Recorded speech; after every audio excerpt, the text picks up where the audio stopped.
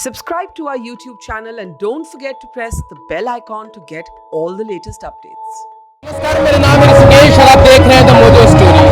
दिल्ली की अलग अलग सीमाओं सिंघू बॉर्डर, टीकरी बॉर्डर और गाजीपुर बॉर्डर पर चल रहा यह किसान आंदोलन अब अपने 1 वर्ष पूरे कर चुका है। बीते साल 26 नवंबर को ही 3 कृषि कानूनों को निरस्त करने और एमएसपी की गारंटी को लागू करने को लेकर पंजाब, हरियाणा, राजस्थान और उत्तर प्रदेश के किसान दिल्ली की इन अलग अलग सीमाओं पर जुटे थे और तब से बीते 1 साल में हर मौसम को झेलते हुए वो यहाँ अभी तक डटे हुए हैं। हालांकि किसानों की एक बड़ी प्रमुख मांग 3 कृषि कानूनों को निरस्त करने को लेकर प्रधानमंत्री नरेंद्र मोदी ने बीते दिनों ऐलान करते हुए यह स्पष्ट कर दिया कि वो संसद के अगले सत्र में इन तीनों कृषि कानूनों को निरस्त करने जा रहे हैं। लेकिन फिर भी यहाँ मोर्चों पर बैठे किसानों का यह कहना है कि उनकी यह जीत अधूरी है और जब तक सरकार उनकी सारी मांगों को नहीं मान लेती तब तक वो आंदोलन स्थल पर यूं ही बैठे रहेंगे। लेकिन किसानों ने इस आंदोलन के दौरान जो कुछ भी बीते दिनों हासिल किया है उसे एक बड़ी जीत के रूप में देखा जा रहा है। तो ऐसे में इस आंदोलन के 1 वर्ष पूरे होने पर हम यहाँ किसानों से उनके 1 साल का अनुभव जानेंगे और इस आंदोलन के दौरान उन्होंने जो कुछ भी हासिल किया है वो इसे किस तरीके से देखते हैं। ये बहुत ही ब्रॉड सवाल है जो आपने पूछा है और मुझे नहीं लगता किसी एक लाइन में मैं इसको या एक इंटरव्यू में समराइज़ कर सकती हूँ। तो बट ये ज़रूर है कि आज किसान आंदोलन के 1 साल पे हम सब जब यहाँ इकट्ठे हुए हैं तो उसमें दोनों ही भावनाएं हैं। एक तरफ जहाँ लगभग 700 के करीब साथियों को खोने का एक दुख है, वही दूसरी तरफ 19 नवंबर को पीएम मोदी का जो अनाउंसमेंट हुआ है जिसमें उन्होंने बोला है कि आने वाले पार्लियामेंट सेशन में वो लोग तीनों कृषि कानून वापस लेने को तैयार हैं। उस अनाउंसमेंट के बाद एक कह लो जीत की खुशी भी है किसानों के अंदर, बिकॉज़ बहुत ही मेहनत के साथ ये पूरा स्ट्रगल बहुत पीसफुल तरीके से इतना लंबा समय लड़ा गया है और उसके बाद इस तरीके का घोषणा एकदम मतलब लोगों में और एनर्जी भर रहा है, लोगों में और एक जज्बा नया भर दे रहा है। तो उसी सबका मिक्सचर कह लो आज के इमोशंस हैं। बहुत अभूतपूर्व आंदोलन था। आंदोलन चल रहा है जैसा न देखा गया है पहले, न सुना गया है हिस्ट्री में। तो इसकी बहुत सी डिमेंशन है, इसका बहुत दूर तक असर जाएगा और एक ऐसी सरकार जो अपने आप को बहुत अथॉरिटेरियन मानती थी, तानाशाह टाइप, उस सरकार को जिसके बारे में बोला जाता था ये जो फैसला लेती है कभी भी ये वापस नहीं लेती, पलटती नहीं है उससे। मगर इस आंदोलन ने, इसका जो व्यापक असर है, इसका जो व्यापक बेस है समाज में और इंटरनेशनली भी इसको जो सपोर्ट मिली हर जगह से, उसने उस सरकार को अपना फैसला विड्रा करने के लिए मजबूर कर दिया। और ये अच्छी चीज़ नहीं है। कोई भी डेमोक्रेट गवर्नमेंट है वो बातचीत करती है, फ्लेक्सिबल होती है, विड्रा कर सकती है। पर इन्होंने जब बात ही नहीं की 9 महीने, जब सडन जो मोदी स्टाइल है कि उठो और ऐलान कर दो, कभी नोटबंदी का, कभी ऐसे ही कानून वापसी का ऐलान कर दिया। मेरा नाम है गुरप्रीत सिंह, मैं रिटायर फौजी हूँ, अभी गांव का मुखिया हूँ और बिलोंग कर रहा हूँ पंजाब, जिला श्री मुक्तसर साहब से। सबसे पहली बात है कि आंदोलन हमें करने की ज़रूरत क्यों पड़ी, क्योंकि ये आंदोलन जो है ये हमारे देश को एक बेचने की नीति के तहत चला था, क्योंकि हमें वो बेचना चाह रहा था मोदी सरकार हमारी किसानों को, हमारी किसानी को, ताजो हमारा जो वजूद है वो ख़त्म हो जाए और जितनी भी किसान कृति लोग हैं उनको वो गुलाम बना करके एक अपनी हुकूमत, एक राजा शासन कर सके। इसीलिए हमें ये आंदोलन चलाना पड़ा। जैसे हमने आंदोलन चलाया तो पंजाब से आंदोलन शुरू होकर के पूरे भारत का आंदोलन चल गया और इसके बीच में अन्य कंट्री के बहुत ज़्यादा लोग आए, एनआरई वीर आए, उन्होंने बहुत ज़्यादा यहाँ पे संजोग किया, अपना काम धाम छोड़ के इस आंदोलन में वो कंधे से कंधा लगाकर चल पड़े ताजो इस आंदोलन को वो जीत सकें। क्योंकि ये आंदोलन बहुत ज़्यादा ज़रूरी था जीतना, क्योंकि ये हमारी होंद की लड़ाई थी, हमारी किसानी की लड़ाई थी, हमारी जवानी की लड़ाई थी। बेशक इस आंदोलन को जीते जीते हमारी 700 से 750 जो शहादतें चली गई, जिन्हें मैं सलूट करता हूँ। और मैं तो ये सेहरा ही उन शहादतों को देता हूँ कि उन शहादतों की वजह से हमने ये आंदोलन जीता है। अगर आप थोड़ा सा मान लीजिए वो पीछे जाके अगर ऐसे देखें कि अभी जो लोगों में स्पिरिट है वो एक विनिंग स्पिरिट है, वो अगर आज यहाँ है तो आज सेलिब्रेट करने के मूड में थे, लेकिन अगर कल होते तो शायद वैसे नहीं होते। अगर विनिंग मतलब अगर वो अनाउंसमेंट नहीं हुई होती तो विनिंग स्पिरिट की जगह फाइटिंग स्पिरिट होती, इतना ही फ़र्क होता, लेकिन स्पिरिट कम नहीं होती, ये तय था।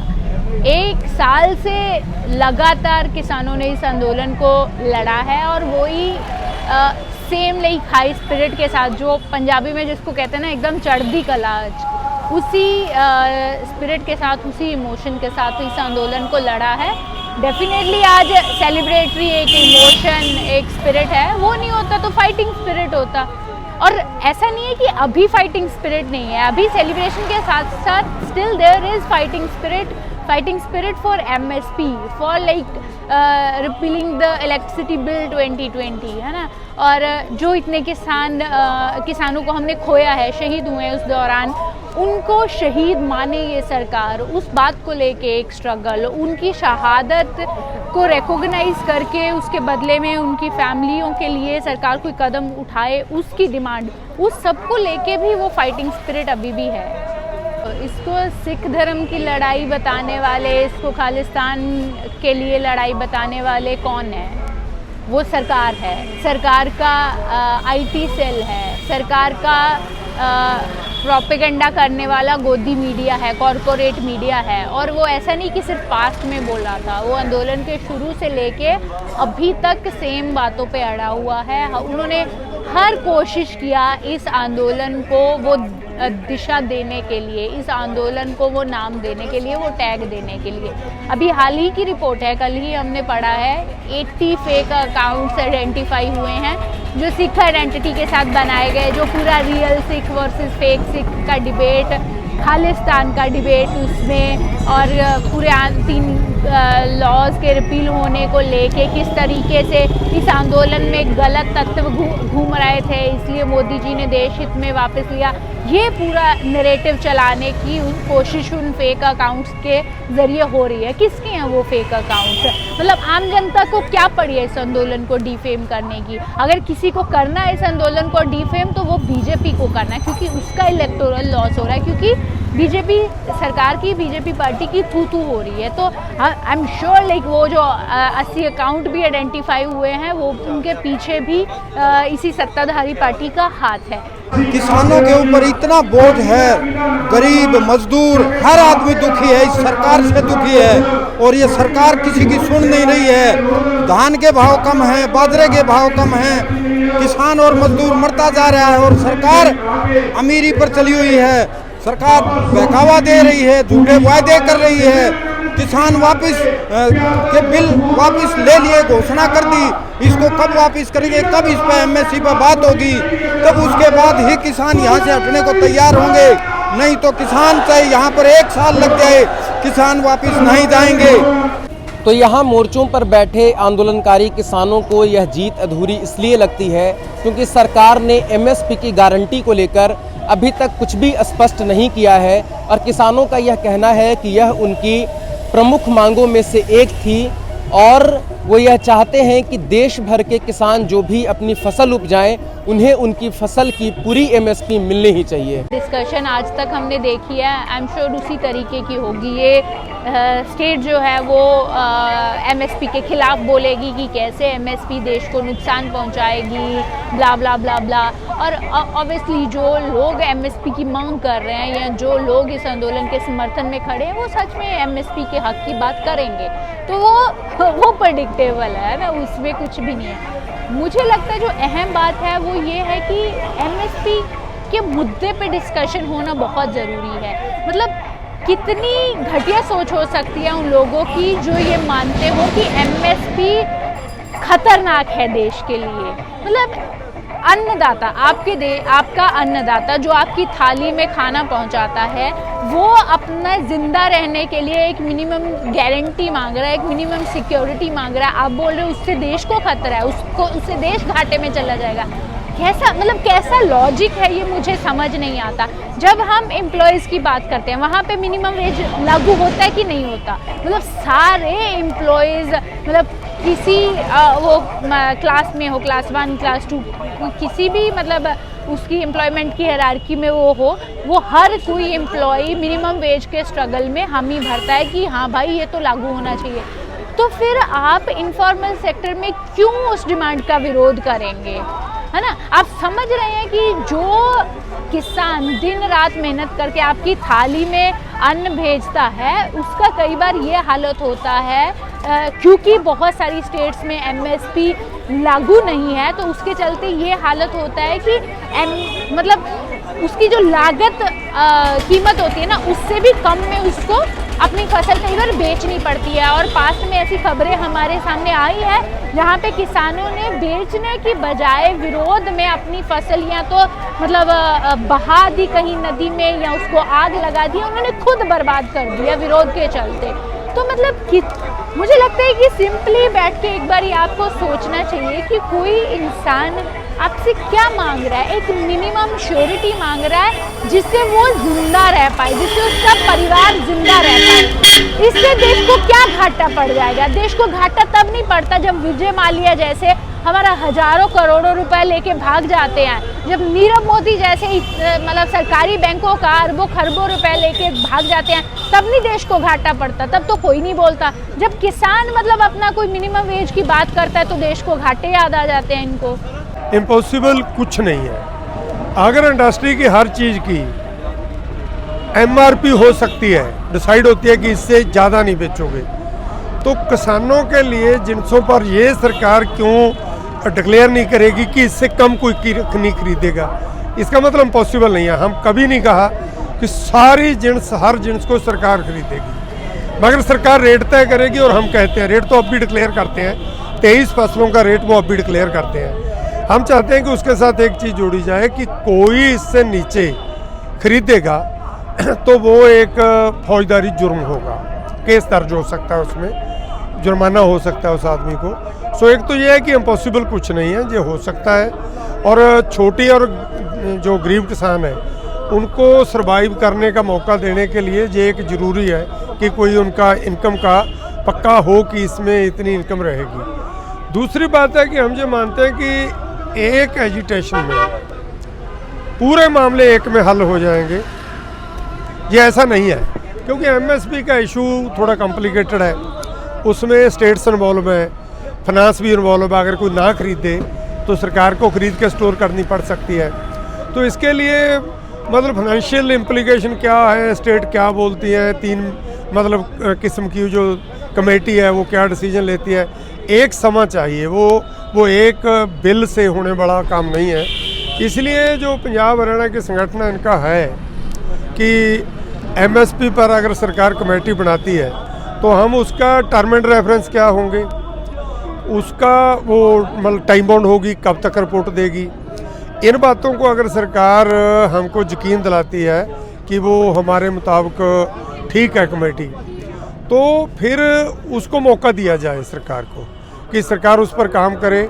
3 महीने 4 महीने में अगले बजट सेशन तक सरकार उस पर रिपोर्ट लेके आए।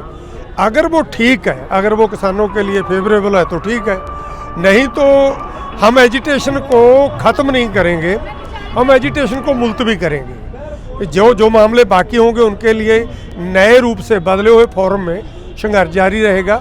एमएसपी पर सरकार अगर बिट्रे करती है तो फिर सरकार भी यही है, हम भी देश के किसान यही हैं। और एक काम जो पंजाब हरियाणा के किसानों ने किया कि जो एमएसपी बहुत सी स्टेटों में सुनी तक नहीं थी गई, आम किसानों तक नहीं पहुंची थी, इस आंदोलन ने चौकीदार का काम करते हुए सबको बता दिया कि आपका गेहूं कितने में बिकना चाहिए, आपका धान कितने में बिकना चाहिए।